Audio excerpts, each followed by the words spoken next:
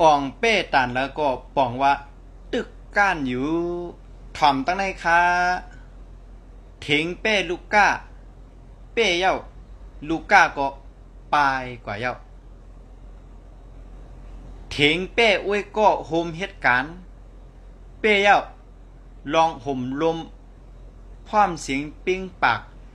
ตาได้เป็นน้ำหนึ่งเจอเร็วกันตาได้ความเจอกันนั่นก็เซ็งกว่าเย้าถิงเป้เจ้านายปอเล่งเมเล่งเป้เย้าก็อ่ำคืบหน้าเนนาการยาวเทงเป้จัดที่หมู่ปีจุ้มน้องเป้เย้าลองเป็นจัดที่ปีน้องก็หายกว่าเย้าเทงเป้อวยก็อวยหลีเป้เย้าอวยหลีก็เก๋ลงกว่าเย้าเทงเป้ก็หักกบกูเป้เย้าตั้งหักก็จางเป็ดกว่าเย้าทิ้งเป้เผลอเลยเป้เย้าก็ปองว่าก้านสู้เอาเป้ตัวมาหูเจ้าก็มันอ่ำไรเฮาตัวเก่าแก่นแข็งขึ้นเยอะมันกึมถึงตีเป็นผู้อ่องเป้ติเจ็ดหมานเผลอตีเป็นยานสูก็เย้ากวยเฮาตีเป็นเม็กสวยค่ะพี่น้องเฮาติดตามลองตั้งหูหลี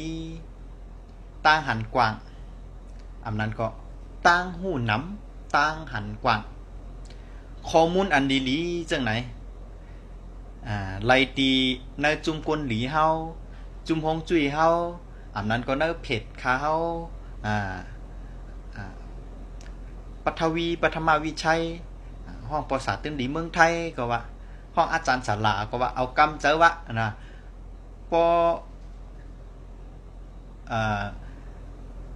มืดชบจึงหือนะก็ห้องจึงนั้นครับ